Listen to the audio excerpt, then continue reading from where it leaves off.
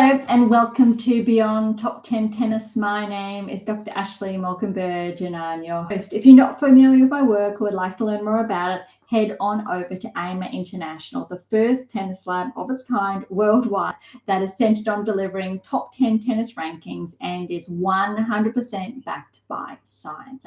This season, we're embarking on something new, something fresh, what I've been holding back, changeover segments. We'll deliver how to beat the best tennis players in the world and or how the best players in the world are winning with top 10 to Grand Slam differences. If you want more, that's where my 14 books come into play. So be sure to dive into them.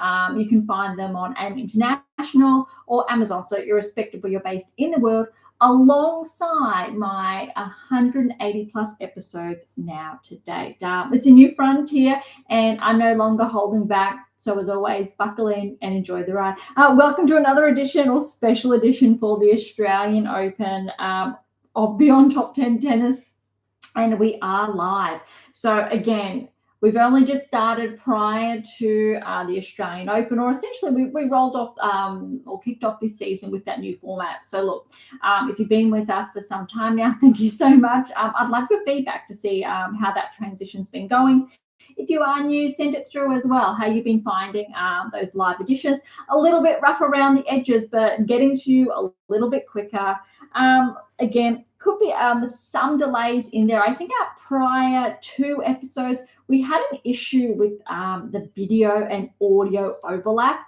I'll just say a couple of oopsies happened, but I still wanted to make sure the content was there for you to go through. So I'd really encourage you to turn that video off, because if you're like me, it's probably going to frustrate you when you're seeing the overlap where it's not syncing correctly. But I do believe we have corrected those issues now, but I'll stay on top of that. All right, so we've got all third round to round of 16 results to go over. Quarterfinals have just kicked off. I was going to get back to you after third round, but since I'd shared with you the potential analytics for round of 16, I thought I'd hold off to give you a double whammy as far as those data points are concerned. Bear with me, because there's going to be a little bit conflicting when I share third round to round of 16. The analytics we had penned down, but obviously because of the success rate, we're looking at around between 70 to 80%. There is a drop off in those percentages because I didn't come back to you prior. So we're really going off, I will say, partial results. So we'll correct that as we go through quarterfinals onwards today. All right, screen's over here. And just so you're familiar, we're going to kick off with the WTA Tour before we then progress to the ATP Tour. Most of these analytics actually fall into play from who was going to make the round of 16. Although we have upsets on both sides, and we will dive into that later. I'm going to try to keep today's episode nice and compact, so let's see how we go. We'll get right to it. As far as changeover segments are concerned, I'm going to hold back till later because I have been penning some down whilst also enjoying the results and watching it, the tennis, to make sure I can share, I guess, those additional insights with you along the way. All right, Sabalenka Potapova, I really like this match. What it showed me is that how close Sabalenka got to almost falling, but those clutch points mattered. And so we know fourth round, and we'll get to, I'll do third round, then round of 16, fourth round after. On Bocco Torsen, this was a thriller. Last episode, it came to you live, and we just missed out on who got the win. But again, could have gone either way. We did have Mboko to progress, so well done. Absolutely, I think this is her first Grand Slam. She is correlating with, I think, her level of play. We're really seeing it fall into action now, especially this season. She's really started with a bang. I would say top 15, here we come, especially after the Australian Open. Putintseva over Sonmez in 3. Some of the best tennis I've seen Putintseva play, although that and a different story in the next round. And this is the biggest upset of the third round, was Jovic over Paolini, 6-2, 7-6. Paolini started to find her game in the second. a little bit too late. And Jovic, I think, with this win, really solidified, I think, her place, not only inside the top 30, how far she's come the last 12 months, even 6 months, really. Absolutely on the cusp, I'm going to say, of joining the top 20 after the Australian Open, without a doubt. I think we will see that skyrocket there, and it'll be a case of if she's going to repeat or replicate those type of results come, say, Miami, Indian Wells, etc. All right, Gauff over Baptiste. I love this because Baptiste really brought it out of the firing blocks, but then Gauff, she just found her ground. She did get the win. Makova over Lynette. Makova looking very dangerous there. Svitolina over Schneider. Great match there. Svitolina pushing through. Andreeva over Ruse. Solid. Pagula over Selabativa. Straight sets. Keys over Pliskova. Straight sets. Wang over Noskova was the other biggest upset on the women's side. 7-5, 6-4. And I think, and when we get to the fourth round, you'll see why. So well done to Wang. Definitely one to watch. Anisimova over Stern, straight sets. Rybakina over Valentova, straight sets. Mertens over Batakunkova, qualified their straight sets. Look, this was the biggest surprise packet, again, for Australian tennis too. Maddie Ingles, a qualifier, got the walkover, Osaka, abdominal strain. Interestingly enough, a similar thing happened on the men's side, but from the fourth round to the quarters. I'm sure you're familiar, but we will go over that when we get to the men's side. Swiatek over Kalinskaya. This match was just wow. Look, Swiatek was on, then she was off. Kalinskaya then was off, then was on, then was off. Look, Swiatek out of the blocks firing. Then she fell back. Kalinskaya just found that opening. And then last or third set, Swiatek found her rhythm again. It's quite perplexing when you look at it from the outside, especially the score lines. There's a definite gap, and I've spoken about this before, more so than probably other players, because I find it very fascinating. Rather than keeping at that level, there's those dips, and my concern is that is a really big window for players like Sabalenka, like Gauff, Keys as well, Pagula, Rybakina, to take advantage, because those type of players won't give you those same windows. So Swiatek needs to be on that whole time. So I think there's a risk there. So I am curious now to see what's going to happen in the next rounds. Probably not as favorable, or the data's not as really with that nudge as much as it would have been, could have been, purely because we're seeing, I'm going to say from more of a mental standpoint of sustainability of that baseline has been fluctuating. All right, all third round results done. I'll give you the fourth round, and then we will go over, and yes, there's a lot of busy work there. We will go over that. All right, so fourth round, Sabalenka over Mboko. Yes, straight sets. Mboko in that second set definitely came back. But Sabalenka was able to close out that tiebreak. Jovic over Putintseva. Probably the biggest surprise, not so much in the result, but how brutal Jovic was. 6-love, 6-1. Putintseva couldn't even get a game in. Well, she got one game in, but Putintseva's level dropped, but Jovic just kept her foot on the pedal, and that's what I want from Swiatek if we're going to see multiple Grand Slams. Predominantly, we're seeing that more so from Sabalenka, although she has been pushed a lot. So, so those tie breaks, for example. All right, Gauff, Makova. Look, good match. Look, 6-1, 3-6, 6-3. Gauff obviously with that win, but Makova obviously didn't come out of the blocks firing. Closer in those last two sets. Svitolina over Andrina. We did have this on paper. Progressing through. Svitolina just did not give up. Again, that's what I want to see from all players. Pagula over Keys, 3 and 4. Again, didn't settle. All right, she didn't take her foot off the pedal. 3 and 4. Anisimova Wang, similar story. She was so lucky, I'm going to say, to get that tie break. There's only really a break in there, 7-6, 6-4, but well done, Anisimova. Rybakina over Mertens. This was probably the most brutal one because how well Mertens has been playing, how well she played at the United Cup. Rybakina 6-1, 6-3. Playing some of the best tennis I've seen her play in some time, if not before. I think just really found that groove again. Had that lull, obviously, around this time last year for the first half of last season. But I think Rybakina could be dangerous. There'll be a lot to tell next round. All right, Swiatek over Inglis, 6-love, 6-3, as anticipated.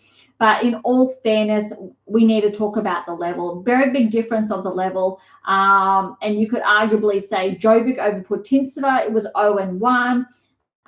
Different, similar level there, but there was probably, for my liking, too many points Swiatek let Maddie get in on. I don't want to all credit to Inglis for getting those games, but I feel like Swiatek could have closed that out quicker if she was more, I'm going to say, ruthless in a nice way, and dominated more of those points. And I am being a little bit harsher here purely because I can see what these players are capable of, especially when they're some of the best in the world. All right, which brings us then to the quarterfinals. Underway now. There is a match, a quarterfinal live at this stage, but I don't want to spoil it. Either way that it is underway, the player in the lead, I will say, we will tick off as progressing before the scoreline is shown, just to be clear and transparent. All right, so all those results I've given you. Now let's head down to what we had penned down. All right, so Sabalenka was going to play Potapova. So we had Sabalenka to get through. We had Mboko to get through over Torsen. We had Putintseva to get through over Sonmez. But no, we had Paolini over Jovic, but Jovic did get through. We had Gauff to get through over Baptiste. We had Makova over Lynette. We had Svitolina over Schneider. We had Andreeva to get through over Ruse. We had Pegula over Segnativa. We had Keys over Pliskova. But no, we had Noskova over Wang, but Wang did progress. We had Anisimova over Stearns. We had Rybakina over Valentova. Mertens over Batakunkova. And we obviously had Osaka over Inglis, but because of that walk over Inglis, and Swiatek over Kalinskaya. So as far as our round of 16, so third round to round of 16, almost all. We had 13 of a possible 16. Keep in mind, so that's the Jovic got through over Paolini, Wang over Noskova, and because of the walk over Inglis over Osaka. So that's still an 81% success rate. Obviously, we're factoring in if there was not that walkover, percentages would have been higher there. So late 80s we would have been looking at. But as far as round of 16 to quarters, so recall last episode, I gave you those quarters as well. Although of the 13 that progressed through, bear with me, there was only 6 possible. Instead of 8, there was only 6 because we had Paolini, for example, to progress and Noskova to progress. So irrespective. So of those 6, there was only 5 of the 6. So that's an 83%. The one player that missed out was Andreevas because Svitolina did get that win. So we had Sabalenka progressing, Gauff progressing, Svitolina got it over Andreeva, but we did mark Andreeva there. Obviously, we had Paolini, but Jovic got through. We had Pegula over Keys. We actually had Noskova to upset Anisimova, for example, but because Wang got through, that changes Anisimova getting through. We had Rybakina over Mertens, and we had Swiatek over Osaka, but actually was Inglis. So that's an 83%. Not too bad. Let's hold off. Actually, no, let's do it now. Quarterfinals. Who are we looking at? So you can pause your screen, look at all the work that we've done together there. When we're really looking at, see, this is just wow. Actually, no, we're going to hold off. I'm going to hold off and we're going to do it all together until that has wrapped up. So let's head on over to the ATP Tour. So the men's side, so we go even, and then we'll look at quarterfinals, semifinals, and potential champions, because I think we might hold off and wrap up that, or the quarters, semis, and finals all in one, rather than pausing to give you those finals. So that's still a bit of that predictability, rather than, I will say, increased certainty. So I'm just going to do that. I'll say for ethical way, Medvedev was down, if you recall, 2 sets to love, but I still shared with you I'm going to pick Medvedev. He just has a really great track record of coming back. Although I'm going to say his next match was probably the most brutal that I've seen a player topple him in some time. All right, Teen upset Borges. We had Borges through. Borges has made round 16 before. I don't believe Teen's actually made the round 16 at a Grand Slam before. Straight sets. That first set tiebreak, though, 11-9. Huge result for Teen. All right, Mazzetti over Macaque. We actually had Macaque with how well he'd been playing. I believe he made the finals, I want to say, in Adelaide. 5-setter, though, Mazzetti. Big tennis there. Fritz over Wawrinka. Look, yes, Fritz on paper would have been great if Wawrinka could get a line, but hey, it went to 4 tiebreak, and the first set that Fritz got, second set Wawrinka got, and then Fritz got the last 2. Really only a break of serve and those last 2 sets. All right, Mensah Quinn in 3. Djokovic over Van der Zandschulp, straight sets, tiebreak in that 3rd. Shelton over Vachereau in 3. Rudd over Silic in 4. Daderi over Kakanokov, that's an upset. In 4 sets, we did have Kakanokov to get through. Sinner over Spiritzi in 4 there. All right, so focusing on, we'll say, the 4th round now. So round of 16 results before we have a look at the data points.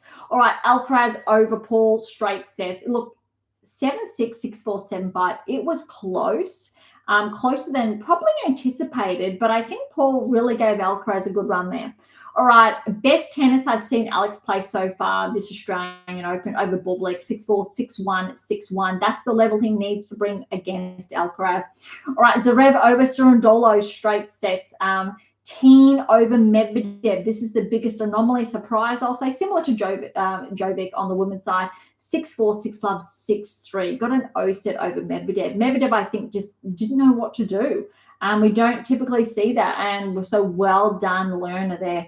Mazzetti over Fritz. This was surprising. Fritz wasn't able to sustain that level. I think he is carrying a bit of a nickel, but Mazzetti, just well done. He only came off surgery a couple of months ago, I think. He's been working his way back, and what a performance. First Grand Slam, I think, since surgery, unless potentially he missed the US Open, but I want to say maybe he didn't or did, but this is, I think, really good form. All right, and this is the walkover. Djokovic, half his luck. Walkover, Benzik had to withdraw. Similar reason to Osaka with an abdominal strain. So Djokovic is going to have fresh legs that encounter over Mazzetti. Be interesting to see how Mazzetti pulls up. That is going to be tight. Shelton over Rudd. I confess, I went to bed halfway through this match last night. Really thought Rudd was going to bring it home after that first set, 6-3.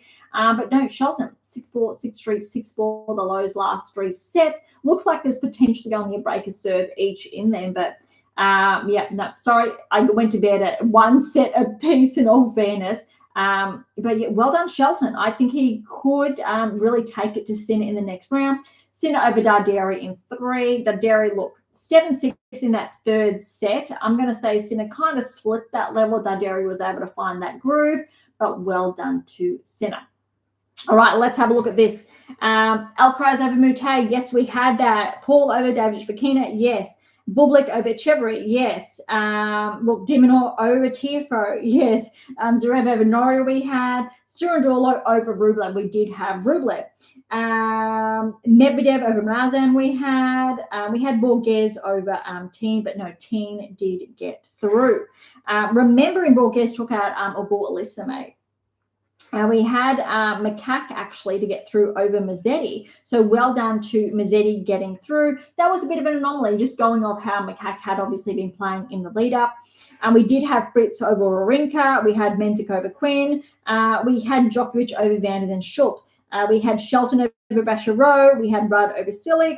We had Kakanokov over Darderi. So well done to Darderi getting through. And we had Sinner over Spiritzi. All right, so that is round of 16. So when we're looking at 3rd round to those progressing to the round of 16, 12 over 16 there. So the ones that missed out, or Rublev fell. So Surundolo got through, not anticipated. Teen got through over Borges. Darderi got through over Kakanokov. And Mazzetti got through over Macaque. I think 2 of them were relatively tight. So 75% we're going off because we did have some anomalies there. I'm still going to be okay with that 70%. The next one is more of a, I'll say topsy-turvy there. Round of 16 to the quarters. All right, we had Alcaraz over Paul. Yes, we had Diminor over Bublik. Look, we had Zverev over Rublev, but it was over Cerundolo. We had Borges, but his team got through Medvedev. So we had Medvedev, but team did get through. Big upset there. All right, we had Makak, but no, Mazzetti was in play, and Fritz. We had Fritz to get through, but Mazzetti got through. Djokovic got through over Menzies because of the walkover there. We had Rudd over Shelton, but Shelton did get through. We had Sinner over Kakanakov, but it was actually Darderi, so Sinner did get through. So of the 12 possible, remember 12 of the 16 got through to the round of 16. We had 8 possible, so we actually had all players still marked off to progress to the quarters that were going to potentially progress, or that was 5 out of 8. Don't really like the statistic, but I'm transparent with the data. 62%, because of those 3 upsets that really brought that down. The 3 upsets: Teen over Medvedev, Mazzetti over Fritz. We know how well Fritz can play on hardcourt, and I think Mazzetti, if it was clay, absolutely. But Mazzetti's really coming into his own, I think, on the hardcourt. And Shelton over Rudd. I think that was always maybe 50-50, but look, Shelton, I believe, won Auckland. Rudd started off well at the United Cup. So, look, also only 3 of the matchups stayed. So that's kind of interesting, as in Alcaraz, Paul stayed, Bublik, Diminor stayed. Zverev was not Rublev, it was Cerundolo.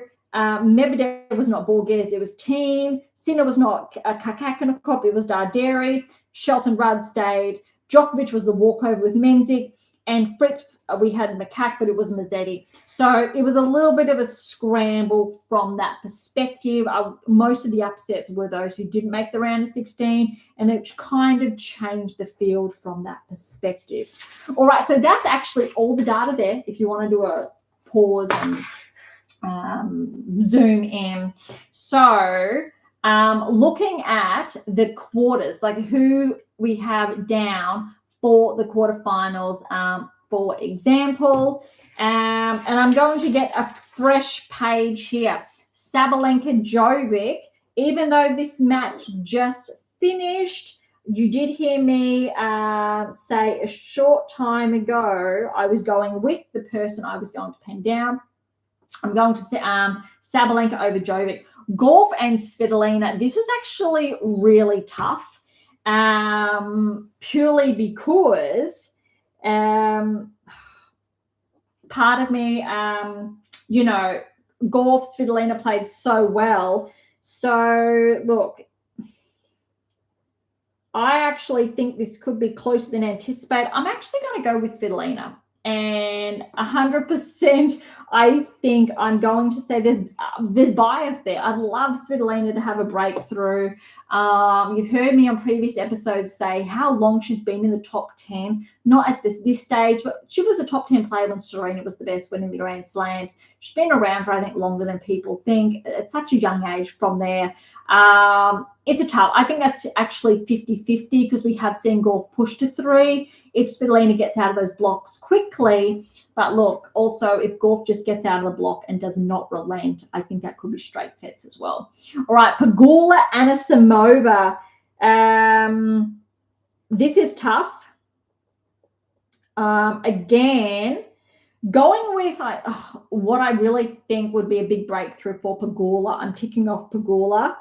And I think that's 50-50. Look, can Anisimova make 3 Grand Slam semifinals essentially in a row, potentially from Wimbledon, US Open, Australian Open? I definitely think she has the capacity. But we saw some weak points in that match against Wang, in all fairness. Probably not the cleanest, but she's dangerous. But how I saw Pegula over Keys, that was just a really nice match. And she almost made it look easy, in all fairness. And Keys was not playing bad. So let's see. I think a lot of these quarters are going to be very close. Rybakina and Swiatek. Now, look, this is hard. If Swiatek plays how she played when she got those sets 6-1 and 6-1, Absolutely. If she plays like the level she played in that second set when Kalinskaya got 6-1 against her, it's going to be Rybakina. So I'm calling Swiatek. Keep in mind, though, we have all six top players in the quarters.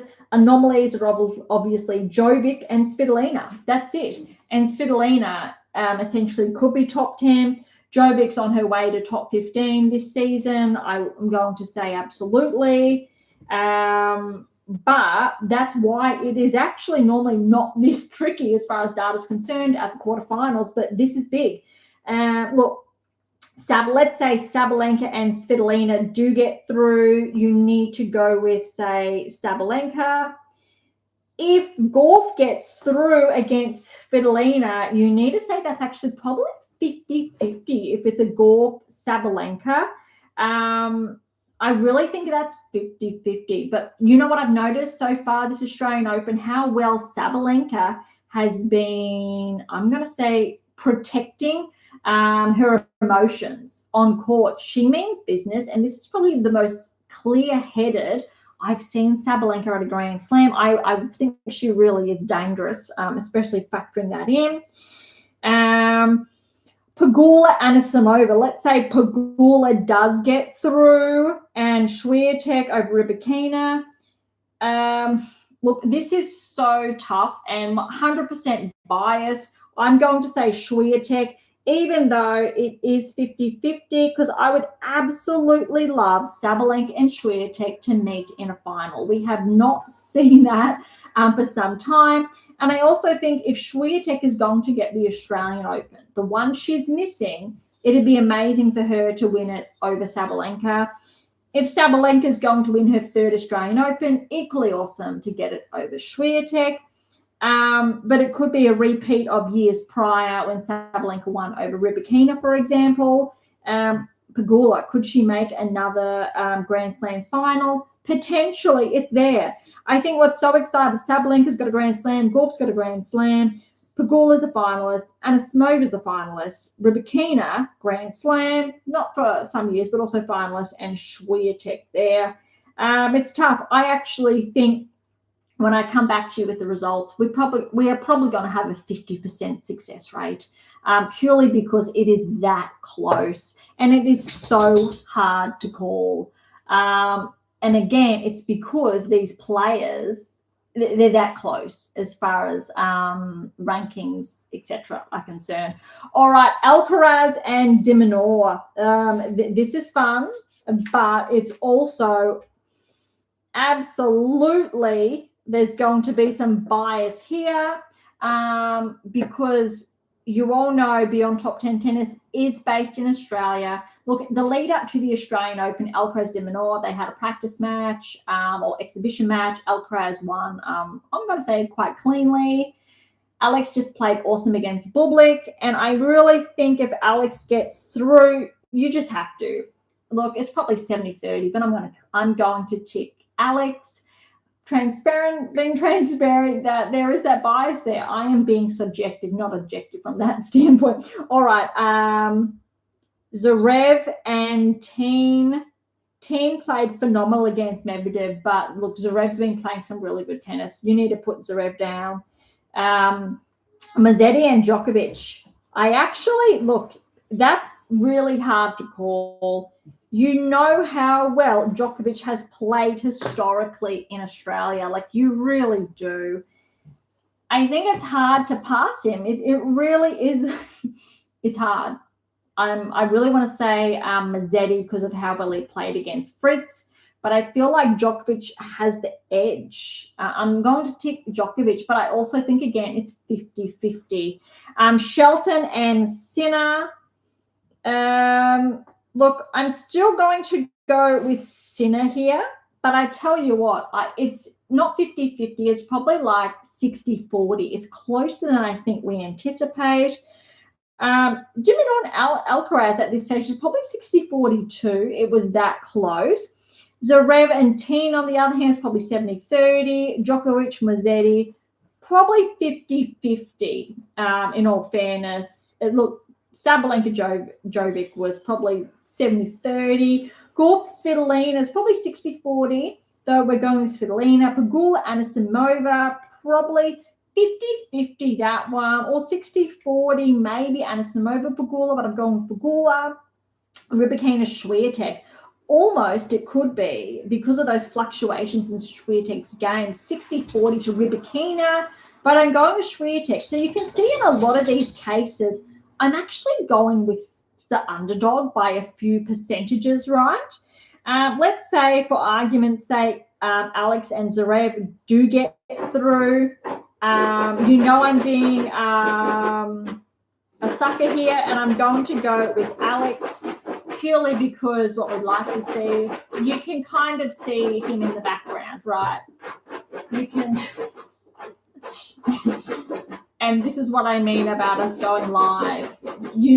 I think you all know by now that there's a cheeky one back there trying to make himself comfortable. So I'll just keep going.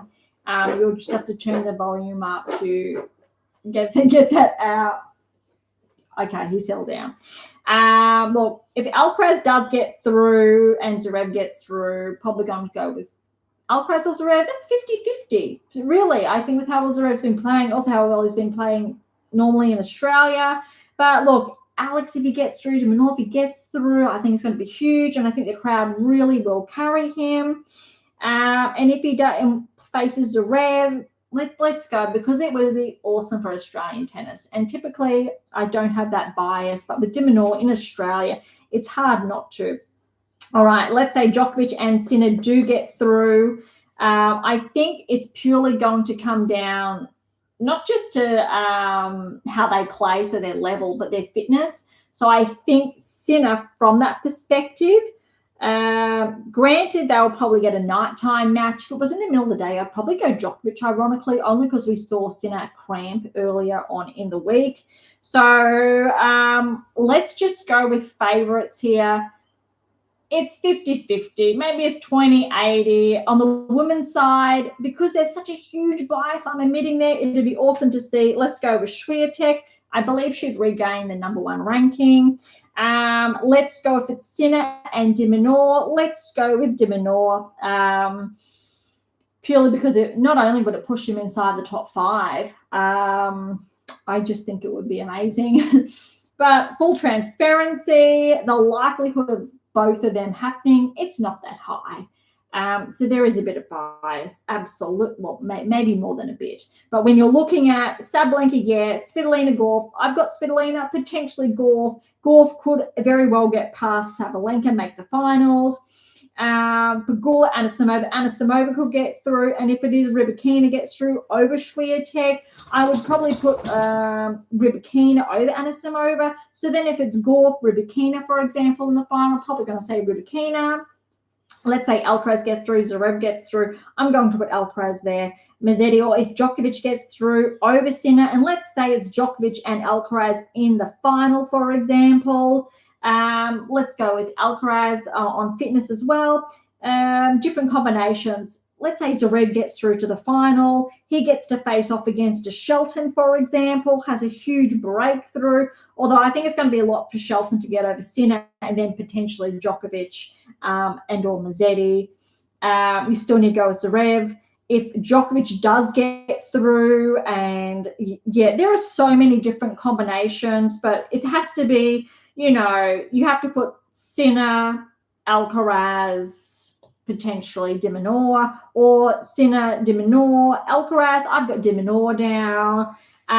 Also, you have to put, say, Sabalenka, Gauff, Rybakina. But look, I've got Swiatek, Pegula, maybe Anisimova, maybe. Again, you've got the top 6 players in the world that have made the quarters. And with how well they've been playing, Sabalenka's been playing huge. Gauff's been playing some good tennis. Svitolina's been playing great tennis. Imagine Svitolina making the final. That would be a heart puller for her.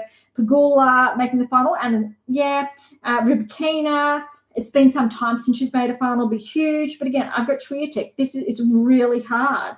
We know Zverev's made a final before, but if de Minaur made a final, that'd be huge as well. Djokovic, a final again in Australia, I think would be huge. Shelton making his first Grand Slam final would be huge. look, out of all the players, Svitolina and Pegula have not made a Grand Slam final or won. Obviously, we've got discounting Jovic there. We'll say discount Team from this side, on the men's side, but De Minaur hasn't made a Grand Slam final, and Mazzetti has not made a Grand Slam final, and Shelton has not made a Grand Slam final. I'm only respectfully discounting the Team and Jovic because of their rankings, and they, on paper, they're not obviously a part of the top 6. Shelton's a top 10. So you have 7 of the best players in the world, of the top 8 in the quarters, plus Teen. On the women's side, you've got 6 of the best. Svitolina's just outside the top 10. Maybe after this Australian Open, she might get closer inside the top 10.